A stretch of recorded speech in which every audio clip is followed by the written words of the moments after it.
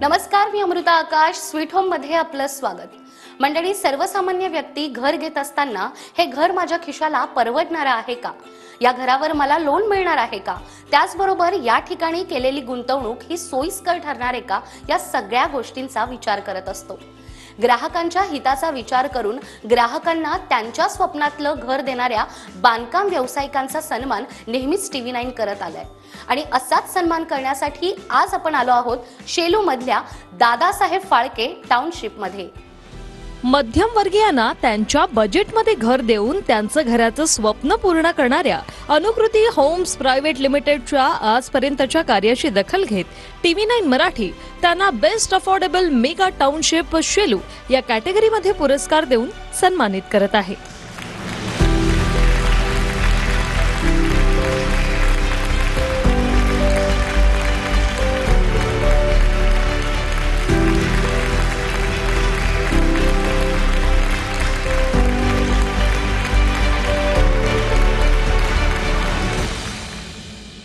आता आपल्या सोबत आहेत दादासाहेब फाळके टाउनशिपचे marketing and sales vice president Vishwanath Phalke sir. सगळ्यात आधी दादासाहेब फाळके टाउनशिप हा जो प्रोजेक्ट आहे, या प्रोजेक्टच्या संकल्पनेविषयी आणि आपल्या कंपनीविषयी आम्हाला काय सांगाल? नमस्कार मॅडम. दादासाहेब फाळके टाउनशिप ही टाउनशिप इथे अनुकर्ती होम्स ही कंपनी घेऊन येते. अनुकर्ती होम्स ही कंपनी सोलापूर बेस्ड कंपनी आहे. आम्ही सोलापूरचे आहोत. मुंबईमधला हा आमचा पहिला प्रोजेक्ट आहे. सोलापूरमध्ये आम्ही आत्तापर्यंत बीडी कामगार, टेक्स्टाईल वर्कर, हँडलूम वर्कर्स यांच्यासाठी आम्ही 2004मध्ये 10,000 घरांची घरकुल योजना केली होती. 2019मध्ये आम्ही 30,000 घरांची योजना आम्ही लॉन्च केली.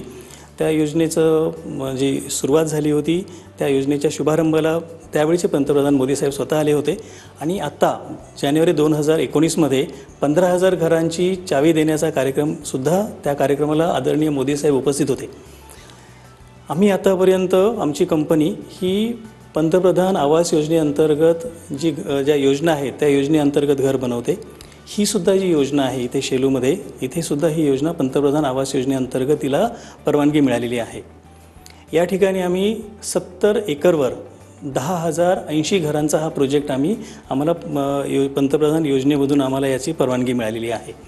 त्यातल्या पहिल्या फेजचे 788 घरांचं आम्ही लॉन्च केलेलं आहे. याच्या विक्रीची सुरुवात आम्ही एप्रिल 2023मध्ये केली आणि या दिवाळीपासून आम्ही याचं पोझिशन द्यायला सुरुवात करतो आहे. या प्रोजेक्टचं नाव जे आहे दादासाहेब फाळके टाउनशिप ठेवण्यामागचं थोडंसं रंजक इतिहास आहे. चित्रपट जनक दादासाहेब फाळके यांचा जो पहिला सिनेमा आहे याचं शूटिंग हे शेलू आणि वांगणीच्या दरम्यान त्याचं शूटिंग झालं. त्यामुळे या परिसराला एकंदरीत दादासाहेब फाळके यांचा पदस्पर्श झालेला आहे. त्याच वेळेला जसं आम्ही सोलापूरमध्ये बीडी वर्कर आणि टेक्स्टाईल वर्करसाठी ते घराचे योजना आम्ही केली होती, सुरुवातीला इथे चित्रपटामध्ये जे बॅकस्टेज आर्टिस्ट आहेत त्यांच्यासाठी ही योजना करण्याचा आमचा विचार होता. परंतु इथलं हे सेंट्रल लाईनचं लोकेशन आणि फिल्म इंडस्ट्रीचं असणारं, वेस्टर्न साईडला असणारं पूर्ण स्टुडिओज आणि तिथे राहणारे बॅकस्टेज आर्टिस्ट, त्यामुळे ते शक्य झालं नाही. त्यामुळे आम्ही इथे ओपन मार्केटमध्ये आता आम्ही याची विक्री करतो आहे. या प्रोजेक्टचं वैशिष्ट्य असं आहे की आता या पहिल्या फेजमध्ये 4 टॉवर आम्ही लॉन्च केलेत.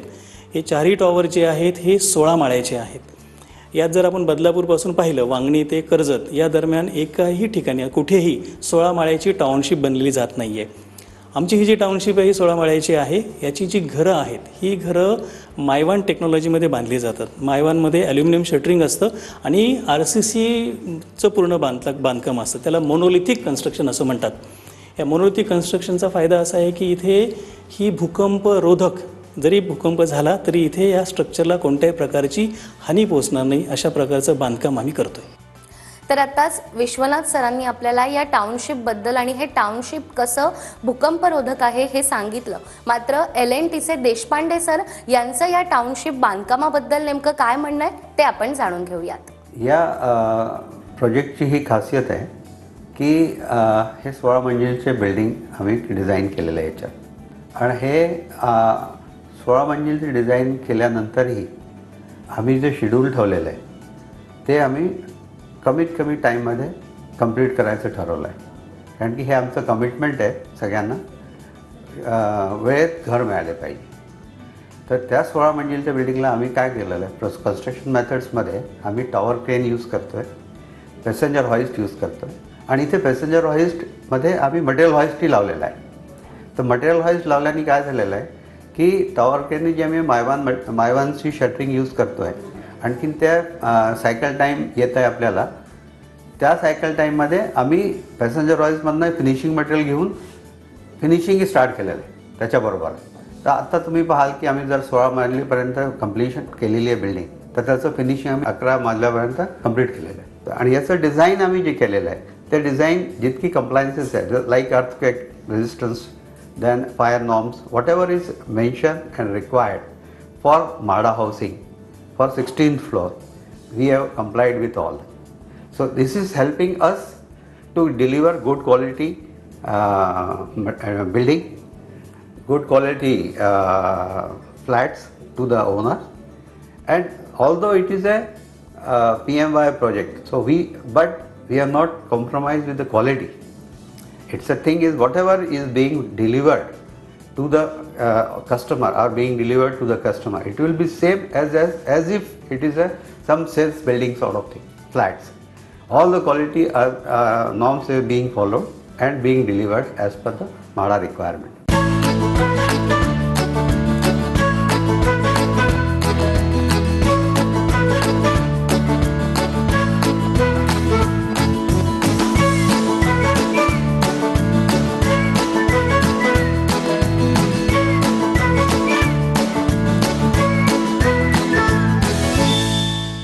सर, मला सांगा की हा प्रोजेक्ट साकारताना नेमकी तुम्ही शेलूचीच निवड का केली? आमच्या कंपनीचं जे विजन आहे की आम्ही ज्या ध्येय धोरणावर काम करतो त्यामध्ये तुम्ही भाड्याने राहत असाल तर तुमचं घर भाडं हे तुम्ही जर आमच्याकडे घर घेतलं तर त्या घराचा जो हप्ता आहे ज्याला आपण EMI म्हणतो, तर ते घर भाडं आणि EMI हे साधारण सारखं यावं या हिशोबाने आम्ही आमच्या टाउनशिपचं बांधकाम करत असतो किंवा जागेची निवड करत असतो. दुसरं आमचं जे ध्येय आहे की वॉक टू वर्क, म्हणजे आपण आपल्या कामाच्या ठिकाणी चालत पोहोचू शकला पाहिजे. आता मुंबईचा जो विस्तार आहे या मुंबईच्या विस्तारामध्ये आपण चालत कामाच्या ठिकाणी जाऊ शकत नाही, तर त्या ठिकाणी आम्ही अशा रीतीने जागा निवडली की जिथे तुम्ही चालत जे पब्लिक ट्रान्सपोर्ट आहे त्या पब्लिक ट्रान्सपोर्टपर्यंत तुम्ही चालत जाऊ शकला पाहिजे. तुम्ही पब्लिक ट्रान्सपोर्टने तुमच्या घरापर्यंत आला, त्या तुमच्या टाउनशिपपर्यंत येण्यासाठी तुम्हाला परत बस किंवा रिक्षा करायला लागू नये या हिशोबाने आम्ही शेलू हे शेलू ही जागा निवडली. शेलूमध्ये कम्पॅरेटिव्हली म्हणजे रेल्वेची कनेक्टिव्हिटी आहे, जागेचा भाव कमी आहे, त्यामुळे आम्ही घराची किंमत अशा रीतीने कमी ठेवू शकलो की जेणेकरून EMI घर भाड्या एवढा होऊ शकेल. त्याच वेळेला ही जी टाउनशिपची जागा जी आहे ही शेलू स्टेशनपासून फक्त 300 मीटर अंतरावर आहे. त्यामुळे तुम्ही शेलू स्टेशनला उतरल्यानंतर तुम्हाला तुमच्या घरी येण्यासाठी बस किंवा रिक्षा करण्याची गरज नाही. तुम्ही चालत अगदी सहज 4 ते 5 मिनिटांमध्ये तुम्ही या टाउनशिपवर पोहोचू शकाल. त्याच वेळेला शेलू हे स्टेशन असं आहे, हे बदलापूर नंतरचं दुसरं स्टेशन आहे. त्यामुळे सेंट्रल रेल्वेच्या कर्जत आणि खोपोलीला जाणाऱ्या सर्व लोकल्स या शेलू स्टेशनला थांबत आहेत. आजच्या तारखेला इथे फक्त 2 ट्रॅक्स असल्यामुळे साधारण 1 तासाने रेल्वे असते, लोकल रेल्वे असते. जो पीक पिरियड आपण ज्याला म्हणतो, सकाळचा किंवा संध्याकाळचा पीक पिरियड आहे, त्यावेळेला अर्धा ते पाऊण तासाने ट्रेन्स असतात. ज्या प्रकारे एकंदरीत इन्फ्रास्ट्रक्चरचे डेव्हलपमेंट होते, ज्या प्रकारे एकंदरीत रोडचं नेटवर्क डेव्हलप होते, त्यामुळे रेल्वेच्या भविष्यात 4था ट्रॅक किंवा 4 ट्रॅक्स इथे येणारच आहे. त्याच वेळेला त्यामुळे जसं 4था ट्रॅक येईल त्यामुळे आज जी फ्रिक्वेन्सी तासाभरात 1 ट्रेन आहे ती फ्रिक्वेन्सी पुढे 20 ते 30 मिनिटामध्ये 1 ट्रेन अशी नक्की होणार आहे येणाऱ्या 3 ते 4 वर्षामध्ये. आमचा हा प्रोजेक्ट MMR रिजनमध्ये येतो, त्यामुळे एकंदरीत इन्फ्रास्ट्रक्चर आहे रोडचं, रेल्वेचं, इथे याची खूप डेव्हलपमेंट होणार आहे. आज हा प्रोजेक्ट बदलापूर नेरळ हायवेवर आहे, हायवेवरूनच आमच्या प्रोजेक्टची एंट्री आहे. शिवाय विरार अलिबाग कॉरिडॉर जो आहे तो इथून साधारण 11 किलोमीटरवरून तो पास होतो. तो विरार अलिबाग कॉरिडॉर जो आहे तो समृद्धी हायवेला क्रॉस करून इकडे नवी मुंबईमध्ये जातो. त्यामुळे भविष्यामध्ये हा जो विरार अलिबाग कॉरिडॉर आहे साधारण डिसेंबर 2025पर्यंत तो फंक्शनल होईल. त्यावेळेला या ठिकाणावरून तुम्हाला नवी मुंबईला पोहोचायला हार्डली 20 ते 25 मिनिट लागतील. त्याच वेळेला पनवेल कर्जत जे लोकलचं जो एक्सटेन्शन जे आहे ते सुद्धा खूप मोठ्या प्रमाणात चालू आहे. ते पूर्ण झाल्यानंतर सुद्धा आमची कनेक्टिव्हिटी नवी मुंबईशी चांगली वाढणार आहे. पनवेल भीमाशंकर हायवे जो स्टेट हायवे आहे त्याचं कामसुद्धा लवकरच पूर्ण होईल असं आम्ही ऐकतोय. तो जो हायवे आहे तो आमच्या प्रोजेक्टपासून फक्त 2 किलोमीटरहून जातो आहे. त्यामुळे रेल्वे कनेक्टिव्हिटी, रोड कनेक्टिव्हिटी आणि नवी मुंबईशी होणारी फ्युचरमधली कनेक्टिव्हिटी पाहता हे अतिशय स्ट्रॅटेजिक लोकेशन आहे. त्यामुळे आम्ही शेलू या ठिकाणाची आमच्या प्रोजेक्टसाठी निवड केली. तर आत्ताच आपल्याला विश्वनाथ सरांनी नेमकी शेलू याची निवड का केली होती या प्रोजेक्टसाठी हे तर सांगितलं. मात्र नाईट फ्रँकचे कंट्री हेड सौरभ मेहनोत्रा यांचं नेमकं म्हणणं काय आहे, अगदी शेलू ते कर्जतपर्यंत कोणकोणती विकास कामं होणार आहेत याबद्दल त्यांचं मत काय आहे हे आपण पाहूयात. मुंबई को आज ज़रूरत है बड़े अफोर्डेबल हाउसिंग प्रोजेक्ट्स की. वो प्रोजेक्ट्स जो ऐसी जगहों पे लोकेटेड हों जो कि काम करने की जगह के पास हों, जहाँ पे पब्लिक ट्रांसपोर्ट इजीली अवेलेबल हो और जिनका ट्रैवल टाइम बहुत ज़्यादा ना हो. इन सब चीज़ों को देखते हुए शेलू नेरल बेल्ट एक बहुत अच्छा ऑप्शन है अफोर्डेबल हाउसिंग डेवलपमेंट के लिए. इस जगह से आज मुंबई में आप कहीं पे भी 2 घंटे के अंदर पहुंच सकते हैं. शेलू स्टेशन से पीक टाइम पे आधे घंटे की फ्रीक्वेंसी पे ट्रेन्स अवेलेबल हैं. यही नहीं, बहुत सारे इंडस्ट्रियल वेयरहाउसिंग डेवलपमेंट्स जो हैं वो इस बेल्ट में आ रहे हैं. बहुत सारा इंफ्रास्ट्रक्चर इम्प्रूवमेंट इस लोकेशन की अट्रैक्टिवनेस और बढ़ा रहा है. कुछ इंफ्रास्ट्रक्चर डेवलपमेंट जैसे Virar Alibag multi modal corridor है वो इसी रीजन से पास कर रहा है. पनवेल करजत रेलवे लाइन यहाँ पे बन के आ रही है जो कि इस जगह की कनेक्टिविटी और इम्प्रूव कर देगा पनवेल बेल्ट पे, जहाँ पे अगेन बहुत इंडस्ट्रियल डेवलपमेंट और आ रहे हैं. इसके अलावा पनवेल भीमाशंकर हाईवे है जो कि बनेगा और इस लोकेशन की कनेक्टिविटी और इन्हांस कर देगा. तो ये लोकेशन मेरे हिसाब से अफोर्डेबल हाउसिंग के लिए नंबर 1 लोकेशन है.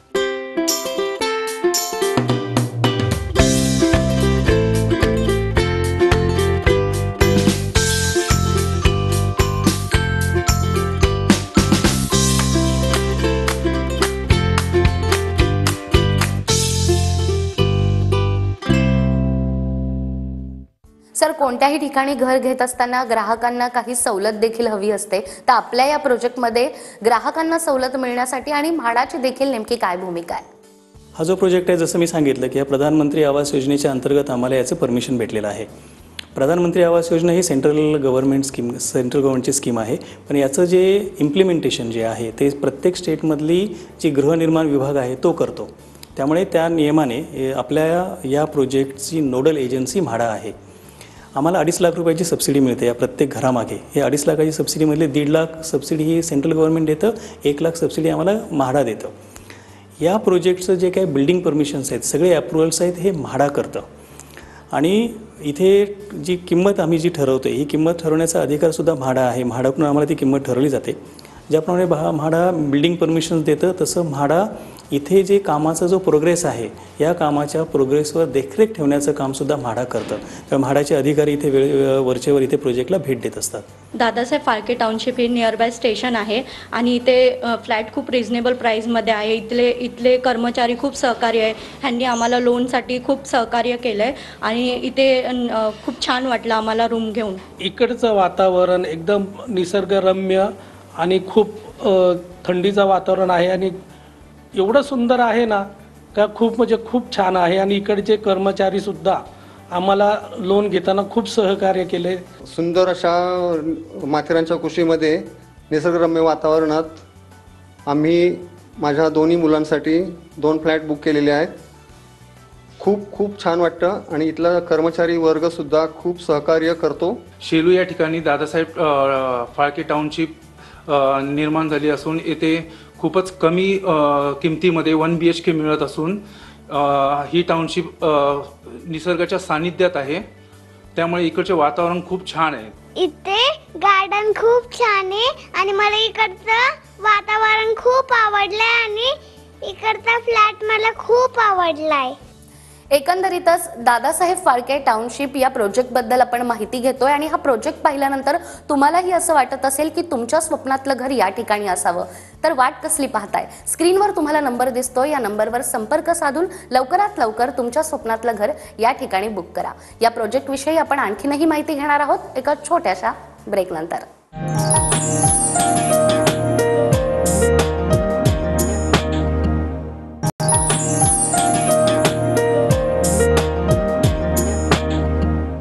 ब्रेकनंतर पुन्हा एकदा स्वीट होम मध्ये आपलं स्वागत. सर, ब्रेकवर जाण्यापूर्वी या प्रोजेक्ट विषयी तर तुम्ही सांगितलं, मात्र कोणतंही टाउनशिप म्हटलं तर त्या ठिकाणी ग्राहकांना एम्युनिटीज आणि काही स्पेसिफिकेशनही हवं असतं, तर आपल्या या प्रोजेक्टच्या बाबतीत तुम्ही काय सांगाल? इतक्या दूर घर घेतल्यानंतर गृहिणींच्या मनामध्ये असतं की इथे पाणी आणि लाईटची काय व्यवस्था असेल. इथे मला सांगताना अतिशय आनंद होतो आहे की आम्हाला इरिगेशन डिपार्टमेंटकडून उल्हास नदी आहे इथे साधारण 2 किलोमीटर अंतरावर, तिथून 3.5 लाख 3.5 MLD म्हणजे 35 लाख लिटर पर डे एवढं पाणी उचलण्याची आम्हाला परवानगी मिळालेली आहे. आमची स्वतःची जॅकवेल आम्ही बांधलेली आहे, त्यामुळे इथे आम्ही नक्की 24 तास पाण्याचा पुरवठा करणार आहोत. इथे सबस्टेशन असणार आहे, त्यामुळे सुद्धा इथे विनाखंडित इलेक्ट्रिसिटी विद्युत पुरवठा होणार आहे. आपण जर स्पेसिफिकेशनचा विचार केला, जरी हे अफोर्डेबल सेगमेंटमधली घरं असली तरी आम्ही उत्तम प्रतीच्या स्पेसिफिकेशन्स वापरणार आहोत. उदाहरणार्थ लिफ्ट्स, या लिफ्ट्स आम्ही कोने या जगप्रसिद्ध ब्रँडच्या लिफ्ट्स आम्ही वापरतो आहे. ज्या बाथरूमच्या फिटिंग्स आपण ज्याला म्हणतो त्या सेरा या कंपनीच्या फिटिंग्स असणार आहेत. इलेक्ट्रिकल कंड्युट्स, इलेक्ट्रिकल फिटिंग्स या पॉलिकॅपच्या असणार आहेत. खालच्या टाईल्स ज्या आहेत त्या विट्रिफाईड टाईल्स वापरणार आहोत. बिल्डिंगच्या बाहेरचं जे पेंट आहे तो टेक्स्चर पेंट असणार आहे. त्यामुळे एका उत्तम प्रतीच्या ज्या प्रोजेक्ट्स असतात त्या प्रोजेक्टला मॅच होतील, त्या प्रोजेक्टला साजेशा स्पेसिफिकेशन्स आम्ही इथे मेंटेन करणार आहोत.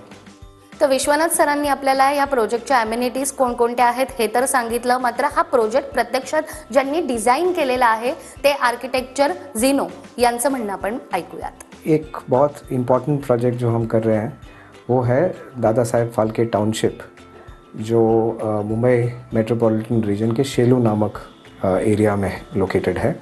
ये एक 70 एकर्स का टाउनशिप है, जिसमें कुल मिला के 10,000 यूनिट्स होंगे. ये प्रोजेक्ट हमारे लिए इसलिए इम्पॉर्टेंट है क्योंकि ये एक बहुत ही बेसिक ज़रूरत जो कि हाउसिंग है या एक घर का जो बेसिक ज़रूरत है उसको बहुत अच्छी तरीके से उसका सॉल्यूशन के तौर पे प्रेजेंट किया जा रहा है. इस प्रोजेक्ट का एक और जो अहम पहलू ये है कि ये 70 एकर्स टाउनशिप में एक बेसिक हाउसिंग सॉल्यूशन के अलावा काफ़ी सारा अमेनिटीज़ हम प्रोवाइड कर रहे हैं. और ये अमेनिटीज़ में जो बेसिक गार्डन्स हो या पार्किंग हो या ड्राइवेज़ हो, वॉकवेज़ हो, पेडेस्ट्रियन पाथवेज़ हो, ये तो होंगे ही, बट इसके अलावा एक क्लब हाउस होगा, कम्युनिटी हॉल्स होंगे, चिल्ड्रंस रिक्रिएशन फैसिलिटीज़ होंगे, सीनियर सिटीजन्स के लिए फैसिलिटीज़ होंगे और काफ़ी सारे एमिनिटीज़ जिसमें एक स्कूल, एक मार्केट प्लेस और कुछ कमर्शियल एस्टैब्लिशमेंट्स, ये सारा इस टाउनशिप का एक अहम हिस्सा होगा और जुड़ के एक कंपोजिट सॉल्यूशन के तौर पे हम ऑफ़र कर रहे हैं. उम्मीद है कि जो लोग दादा साहेब फाल्के टाउनशिप में रहने आएंगे उनको एक अच्छा क्वालिटी ऑफ लाइफ एक बहुत ही अफोर्डेबल कॉस्टिंग में मिल जाएगा.